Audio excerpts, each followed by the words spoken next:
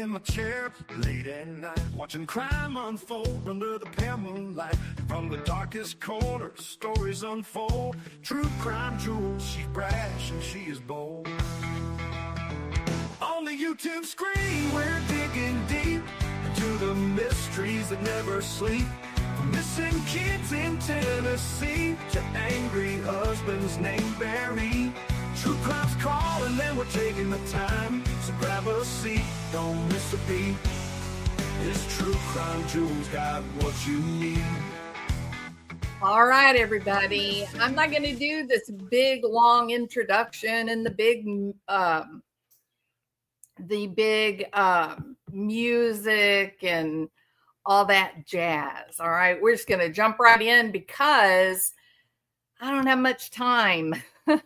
I'm tired. I'm ready to have dinner and be quiet for the day. And so I'm just going to jump in here and do this.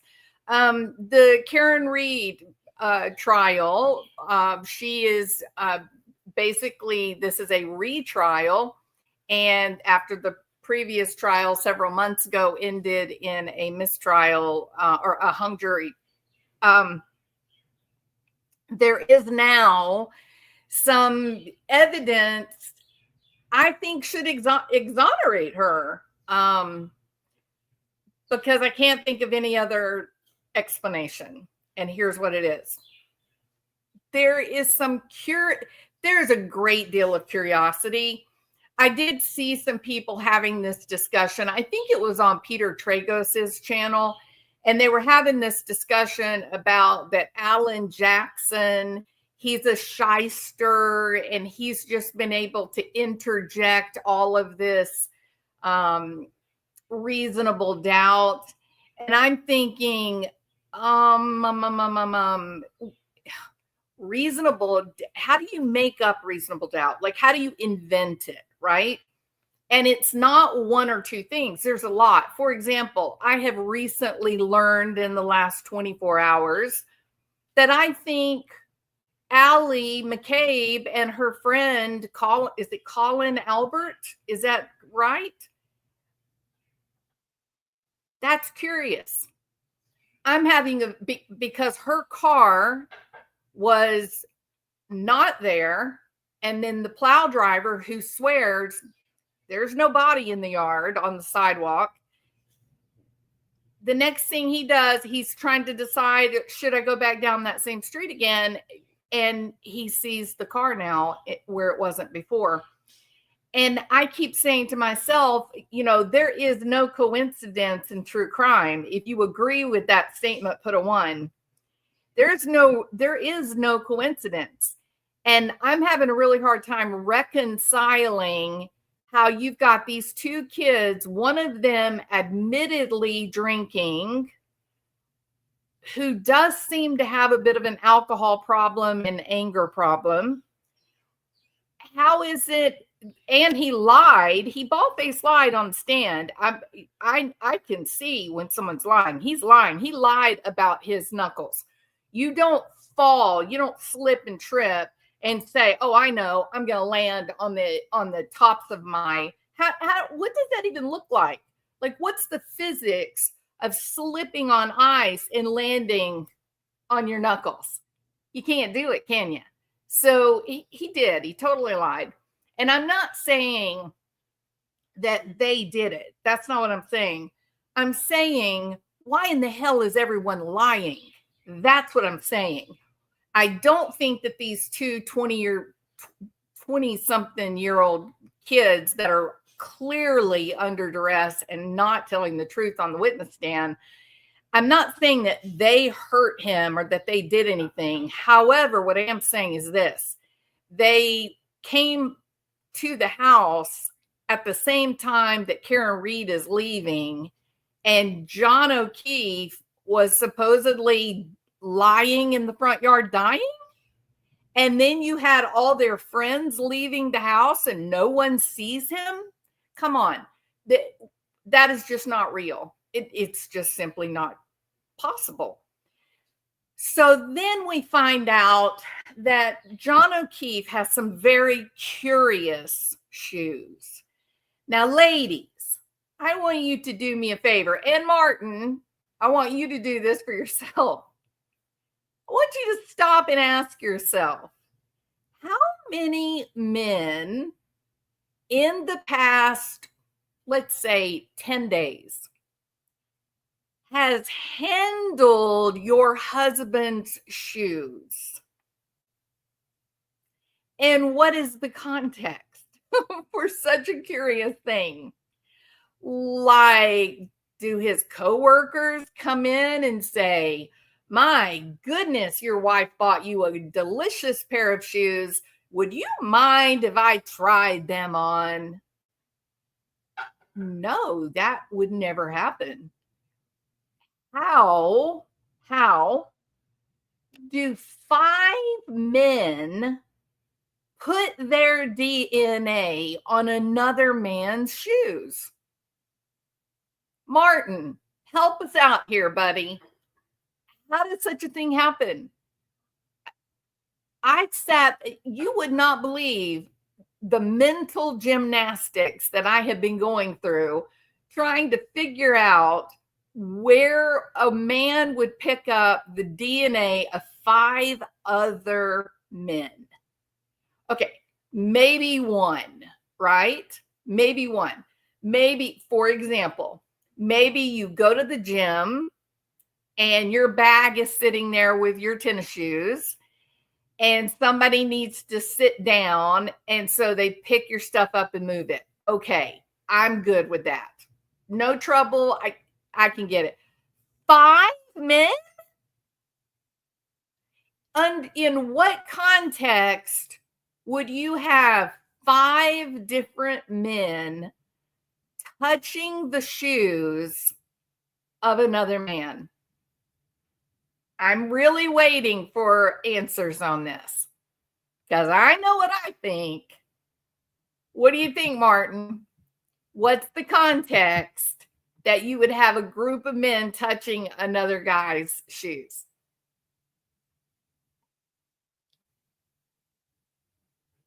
Well, I mean, I don't know. I mean, that's a big statement, brown eyed girl. I'm not sure I'm ready to make that, but that is a 0% chance, right? 0% probability, right?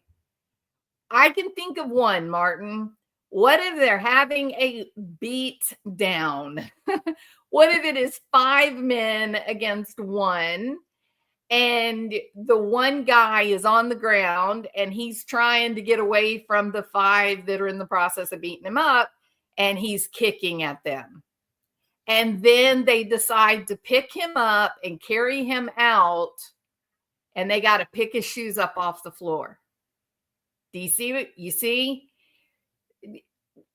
There is simply no explanation for how 5 men put their DNA on this cop's shoes. There is no explanation that other than he was being carried out. I believe that. And I do think that he was carried out. He was already dead. Now, Chloe becomes very interesting, right? The dog. Chloe becomes very interesting because they will say, if the dog had gotten after John O'Keefe, we would have DNA. If dogs bite, they leave their own DNA. We had dog DNA in the Delphi killer, remember? So I believe it was the hair that they had. So they're going to say that. However, there's a lot of evidence that was originally collected that has now just disappeared. Poof. Like Sebastian Rogers. Okay. So I think they did have DNA. I think they did have dog DNA. And it had to go missing so that they could frame Karen Reed. And then the question is, but why would they frame this woman? They didn't like her. They didn't like her. She was definitely an outsider.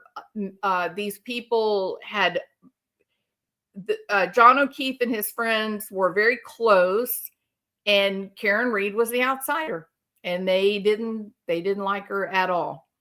So she was the easy one to take the fall. They had to protect the other cops that were there. I just am not sure. I'm not sure who did the dirty deed. You know, I'm not sure how the fight got started or where. I think it was in the basement for sure.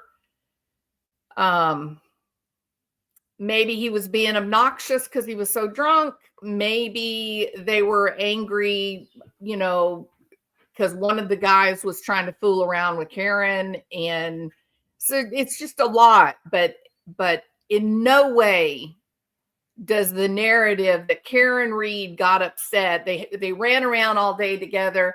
They loved each other. I mean, they had some text message that they were having some trouble, but what couple doesn't? But they were together all night, and there's no reports of men handling John O'Keefe's shoes.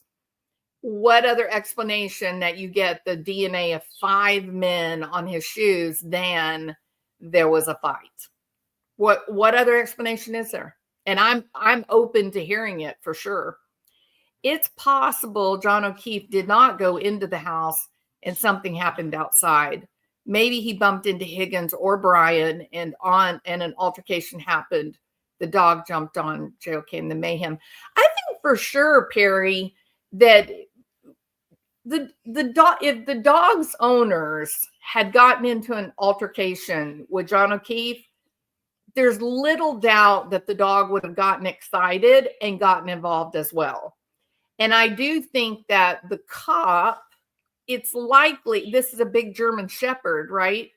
I think it's reasonable to assume, this is 100% speculation on my part, I think it's reasonable to assume that the cop had probably trained the dog a little bit in terms of attack types of orders and things like that. I think the dog had a history of being aggressive, right? And so I think if there had been just a regular fist fight, the dog was loose, the dog would have gotten in on the action. I'm absolutely convinced of that. So, yeah, I think somebody was kicking him in the head. And he was trying to protect himself from the dog. And I think that's how it went down. Those wounds on his arms absolutely did not come from being struck by a vehicle. No, they're parallel. They're parallel in nature. That there's no road burn. How do you explain that? This is a terrifying case. It's a terrifying case because it's blatant that we see that there are some police departments or district attorneys' offices where the corruption runs so deep and the sociopathy is so terrible that they're perfectly willing to send an innocent person to prison if it means keeping their narcissistic butts out of trouble. And that is very frightening. And I have been very open with my channel that I believe that Charlie Adelson is innocent. I don't think he had anything to do with his brother-in-law dying. I think it was all done by his sister and his mom. And, you know, they went for him. They added the racism card in with it. And he didn't have a snowball's chance in hell. So it's really sad case. But again, this situation with John O'Keefe and Karen Reed, how does a man get the DNA of 5 other men on his shoes? It's there through a snowstorm, through a blizzard, and they're still able to collect that DNA. It could have been somebody's sweat. It could have been blood after being in the fight together. There's a reason that the dude didn't come out of his house when the cops' lights were going off at 6 o'clock in the morning. Maybe he had injuries. So again, that was speculation. And no women's DNA. No women's DNA. It was all men's. And so I think that right there, I think that one piece of information is enough to prove Karen Reed did not kill this man. She didn't. There was, in fact, a fight. His injuries look like fights. The people lying up on that witness stand is staggering. For Carrie to say that his left eye was just great. Okay, it was great after laying out in the snow for 5.5 hours, right? His left eye was great. He had a big old goose egg on his right eye. She thought that he would look better when they got to the hospital after doctors worked on him. And when she went in there, then he had raccoon eyes. And I called bullshit on that. She absolutely lied. The blood, there's no more bruising. The bruising is finished after the heart stops beating. And he was not lying on his stomach. He was supine.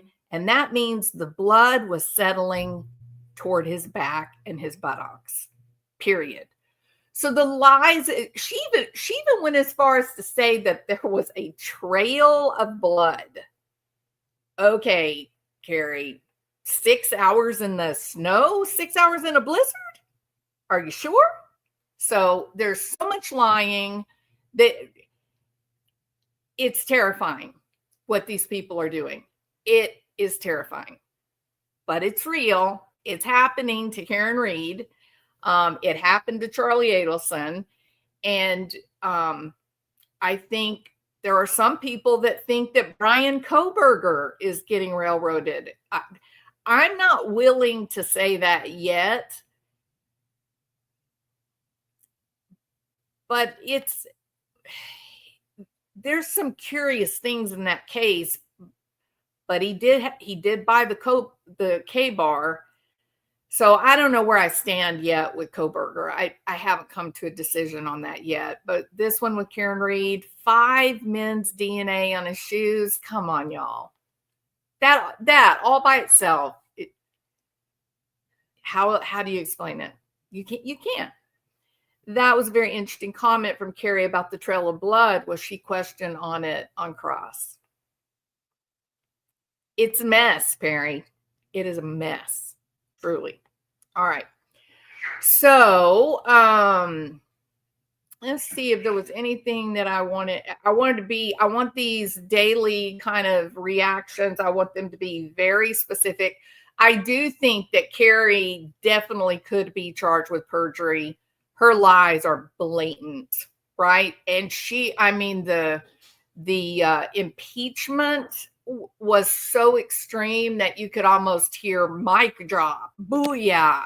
It was that bad. Same thing with Nuttall. He just lied. And what I'm interested in, clearly they're lying, but what's the subtext? Why are they doing it? Who has the power to get this many people to commit a crime? Perjury. It's very interesting. It is very, very interesting. Carrie is going to the big house. I don't know, Martin. I don't think that they will prosecute her. I don't think they will. They're covering up for something that you and we are not privy to. Yeah, and the butt dials. How silly. The shoe is another thing that showed up around the same time the tail light pieces started to appear. And Carrie claims that she walks over and she picks up his phone off the ground. It's under him, right? That's okay. So someone explain the physics of this for me. He's supposedly walking home or trying to get in the truck or something. Karen Reed backs up and wham, hits him, knocks him backwards off his feet, right? How did his phone get underneath him? How did his phone get in the grass underneath him? I think probably what happened is they carried him outside and Jen McCabe said, "Oh my God, here's his phone. Here, put it under him." I think that's how it ended up there. And the fact that Carrie claims that she saw it, well, y'all, we saw the video, the conditions that morning, but she claims she saw it and went back and picked it up when she picked up the blankets. but didn't see any glass. She didn't see any glass. There was no glass, plexiglass sticking out of the wounds. No plexiglass on the supposed parallel cuts on his arm. This is terrifying to watch. This is terrifying how much power the government has to basically commit fraud against a single citizen. Terrifying. Carrie should not have touched that phone. Absolutely, she should not have touched that phone. That was a crime scene, and that was evidence that she manipulated. I'm telling you, she could be charged with any number of things, but it'll never happen. They're covering something up. They're covering up something bigger than us. So the FBI is incredibly interested in this situation, right? Part of me wonders, maybe John O'Keefe was internal affairs. So maybe he was working internal affairs. We'll have to wait and see, right? All right, you guys are awesome. Thank y'all for being here. I told y'all this was going to be short today because I worked all day today. So I need to rest and eat some boiled shrimp and try to get my dogs barking again. So I hope that you all are doing well. I hope you have something interesting and fun planned for tonight. And yeah, I'll see you guys tomorrow. Bye. I think I should have music. Ooh, this track. Julie Skolnick and David with a snake oil grin, voracious virtue signalers cashing in. False PIs, they're fixing the game, pointing fingers, but they're all the same. Innocent creators, moms with a cause, digging through the chaos, exposing the flaws. We're hunting for clues, untwisting the lies. Who's driving this shit show straight to demise? Convertibles roaring, cliffs in sight, like Thelma and Louise on a forever ride. They sail into YouTube fame, the crash is in sight. We're all on the ride, no brakes, no trust. Popularity is the spark that'll burn their channels into dust. Or it'll burn their channels into dust. Dust.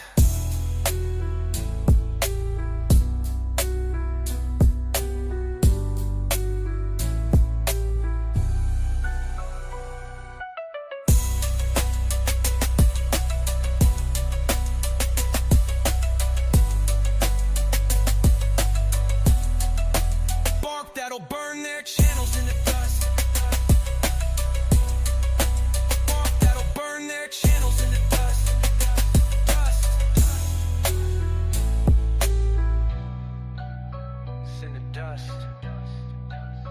That'll burn their channels. It's in the dust. That'll burn their channels. What's in the dust? The dust. The dust. The dust. The dust. The dust. We're all on the ride. No brakes. No trust. Popularity is the spark that'll burn their channels in the dust. Dust.